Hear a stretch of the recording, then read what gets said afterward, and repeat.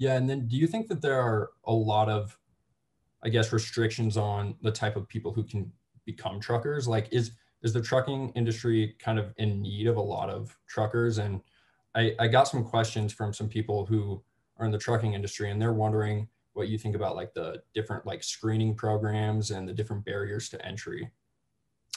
So, from how I understand it, it's actually like a two-part problem.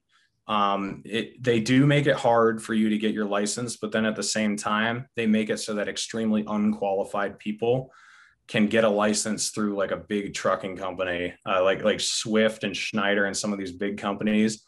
They sketchily push people through without really getting them their licenses. I don't even 100% know all the ins and outs of it. I've just talked with people who have worked for these companies. Mhm. And that's how you have someone who doesn't speak any English and doesn't know how to back up a trailer with their license. You know, like all these horror videos you see of trucks trying to back in places where they can't. Like they hire some guy from Jamaica who's been here for 2 years, and they push him through somehow and get him a license without actually doing any training. I don't really understand how that works, but I know it happens a lot. But at the same time, they make it really hard for you to get your license the right way. So it's sort of a black market incentive almost, because they make it so hard for you to get it if you are a guy who wants to do it correctly and wants to get certified and knows what you're doing.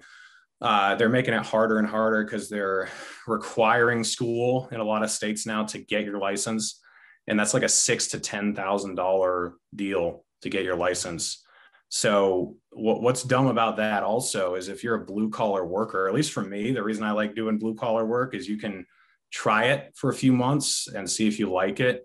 And then if you like it, you can be like, okay, I want to really invest in this. I want to get this certification, or I want to get this degree to add on and, get me further down the road in my career here.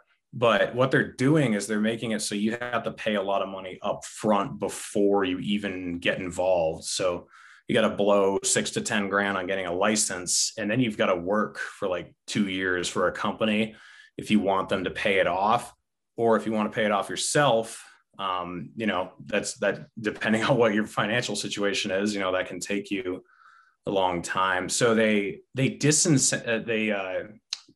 make less of an incentive for people who want to do it the right way and really want to learn and get their license. And they make it into this black market deal where a lot of people who shouldn't be driving end up driving. So, typical government involvement, complete blowback, and the opposite of what you wanted as a result.